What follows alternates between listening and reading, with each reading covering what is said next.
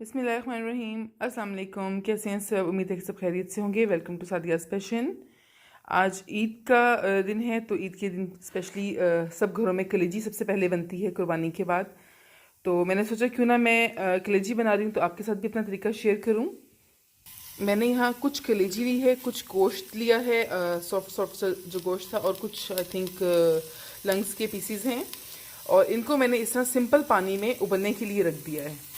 इस पानी में मैं एक दो जवे ये लहसुन की भी साथ ही डाल दूंगी, और जब ये उबल जाएगा तो इसका पानी मैं निथार लूँगी। और साथ ही मैंने यहाँ पे 2 नॉर्मल साइज़ का प्याज लिया है और उसको कटिंग करके तेल में फ्राई होने के लिए रख दिया है। यहाँ मैंने 2 नॉर्मल साइज़ के टमाटर लिए हैं, एक लेमन लिया है जिसको मैं पूरा यूज़ नहीं करूँगी, थोड़ा ही डालूँगी, और थोड़ा सा मैंने यहाँ पे लहसुन लिया है। लहसुन, ये चीज़ें तकरीबन अपने टेस्ट के अकॉर्डिंग लें। नमक, मिर्च, हल्दी, धनिया पाउडर और ज़ीरा पाउडर मैंने तकरीबन यहाँ पे हाफ टीस्पून के करीब लिया है। जितनी देर में हमारा ये जो गोश्त और कलेजी है ये उबलती है, इसका पानी उबलता है, उतनी देर में हम अपने प्याज को यहाँ पे ब्राउन कर लेते हैं। लाइट ब्राउन गोल्डन करना है इसको, बहुत ज़्यादा डार्क ब्राउन नहीं करना। यहाँ प्याज भी तकरीबन मेरा गोल्डन सा हो चुका है, और ये जो मैंने कलेजी और गोश्त रखा था ये भी तकरीबन बॉईल हो चुका है। ये आप देख सकते हैं कि ऊपर ऊपर ये जमेल सा आ रहा है, ये मैं सब निकाल दूंगी।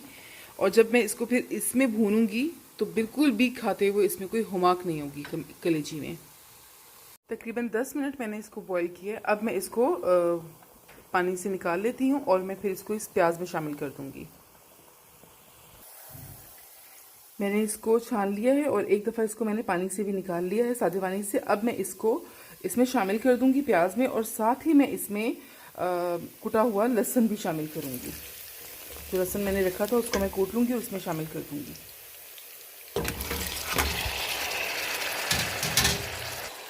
लहसुन भी मैंने शामिल कर दिया। अब मैं इसको अच्छी तरह से भूनूंगी, और फिर उसके बाद मैं इसमें टमाटर शामिल करूँगी।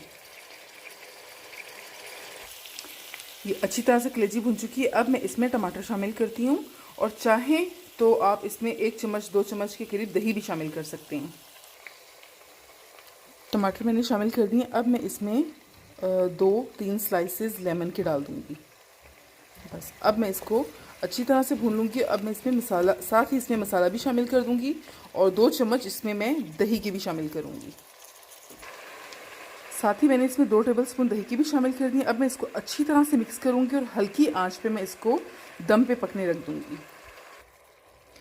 तमाम मसाले मिक्स हो गए हैं, दही भी मैंने अच्छी तरह से इसके बीच में मिक्स कर दिया है। अब मैं इसको ढक कर रख देती हूँ दम पे तकरीबन 5 मिनट के लिए, और फिर उसके बाद चेक करती हूँ क्या इसकी पोजीशन है।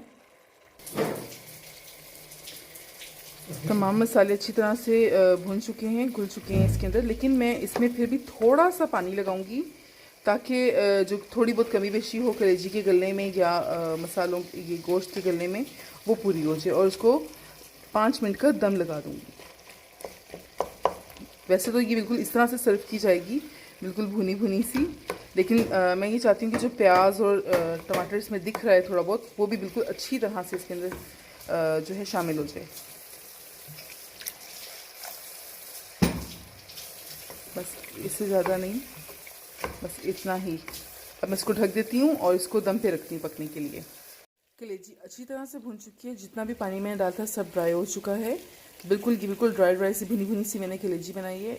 अब मैं इसमें लास्ट में बिल्कुल हरा धनिया और 1 अदद ये हरी मिर्च ऐसे ही साबुत डाल के इसको चूल्हा बंद कर दूँगी और इसको दम दे दूँगी। तो ये रही हमारी ज़बरदस्ती कलेजी की, भुनी हुई कलेजी की रेसिपी और इसकी फ़ाइनल लुक। तो उम्मीद करती हूँ कि आपको पसंद आएगी। ज़रूर ट्राई कीजिए मेरे तरीके से, और मुझे बताइए कि आपको मेरी ये रेसिपी कैसी लगी। और यहाँ पर तैयार है ये उज़बान, जो कि मैंने बिल्कुल नहीं बनाई, ये मेरी एक लीबियन फ्रेंड ने बना के भेजी है। उज़बान मीन्स ये ओजरी है जिसमें फिल्ड राइस, कलेजी और जो भी गोश्त वगैरह होता है ये है इसके अंदर, और ये स्मॉल इंटेस्टाइन और ये बिग इंटेस्टाइन है। ये यहाँ पे लीबिया की बहुत ही फेमस डिश है।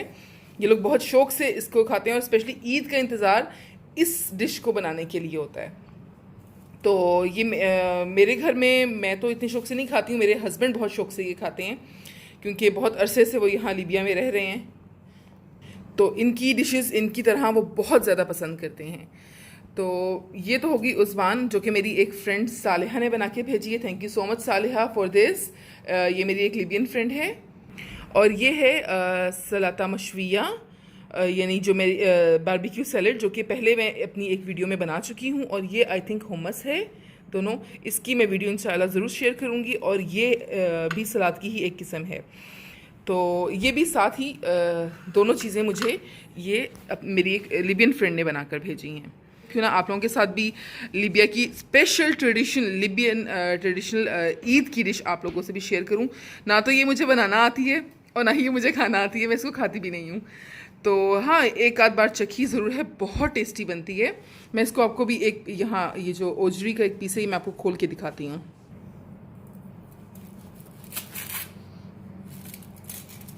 ये इसके अंदर वही राइस जो मैंने अपनी एक वीडियो में बनाए थे, और बहुत बारीक कटा हुआ गोश्त, कलेजी, और जो सारे हरे मसाले हैं वो डले हुए हैं।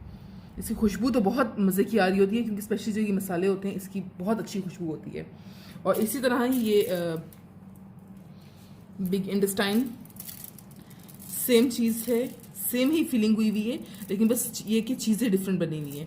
जिस तरह हॉट डॉग्स की फीलिंग करके बनाया जाता है, उस तरह से ये बनती हैं। ये खाने में भी बहुत टेस्टी होता है। मुझे नहीं पता कि किसी और कंट्री में ये बनता है या नहीं, बहरहाल ये लीबिया में बहुत शौक से और बहुत फेमस डिश है, बहुत शौक से खाया जाता है। इंटेस्टाइन और जो स्टमक है उसकी सफाई का भी बहुत काम होता है और बहुत ख़ास ध्यान रखा जाता है उसकी सफाई का। बहुत सारी चीज़ें यूज़ होती हैं। तो अब चलते हैं बारबेक्यू की तरफ, और थोड़ा सा मीट को बारबेक्यू का मसाला लगा लेते हैं। ये मैंने तकरीबन लैम्ब का गोश्त है ये, और ये तकरीबन 1.5 किलो के करीब होगा या 2 किलो के करीब होगा, कोई आइडिया नहीं है मुझे इतना। इसमें जस्ट मैं ये हाफ लेमन निचोड़ूंगी। तो लेमन तकरीबन मैं इसमें स्क्वीज़ कर चुकी हूँ। ये सारा मैंने अंदर से भी खाली कर लिया, और ये इस तरह इतना बड़ा सा लेमन था एक, ये मैंने हाफ़ लिया है। तो तकरीबन हाँ, जो छोटे लेमन होंगे उसके 2 लगा लें। और ये ½ टी स्पून के करीब मैंने इसमें नमक डाला है,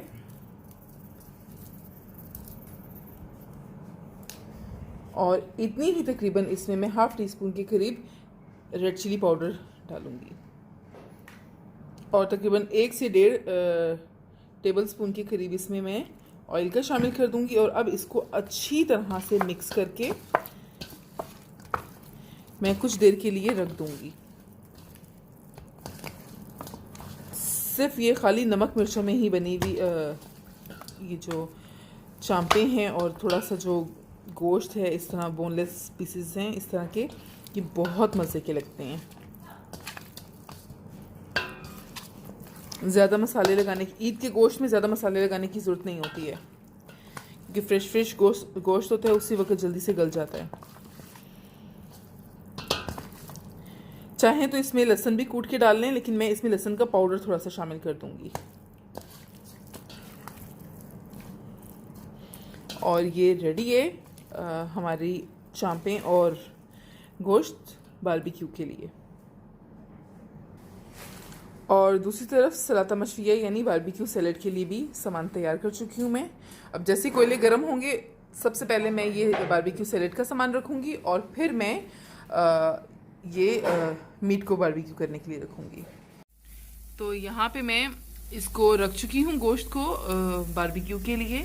सिर्फ नमक, मिर्च और लेमन और थोड़ा सा तेल मैंने इसमें लगाया है। तो ये तकरीबन 10 मिनट में ये रेडी हो जाएगा पककर, बहुत ज़्यादा टाइम इसको नहीं लगता।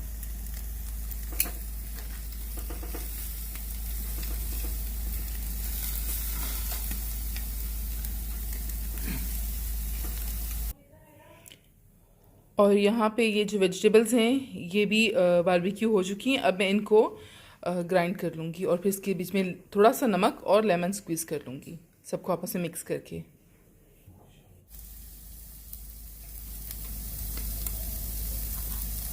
एक तरफ से बारबेक्यू हो चुका है, और मैंने उसकी दूसरी साइड चेंज कर दी है।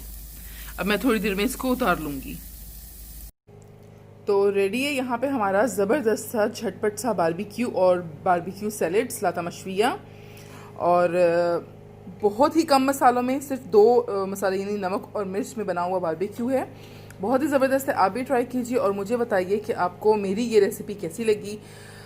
उम्मीद करती हूँ कि आपको आज की मेरी ये वीडियो अच्छी लगेगी। मैंने आपके साथ 2 रेसिपीज़ शेयर की हैं और तीसरी एक डिश शेयर की है, लिबियन ट्रेडिशनल डिश जो थी उज़बान। तो ज़रूर मुझे अपना फीडबैक दीजिएगा इसके बारे में कि आपको कैसी लगी। इंशाल्लाह मिलती हूँ किसी न्यू रेसिपी के साथ, किसी न्यू वीडियो के साथ। तब तक के लिए इजाज़त दीजिए। अल्लाह हाफ़िज़।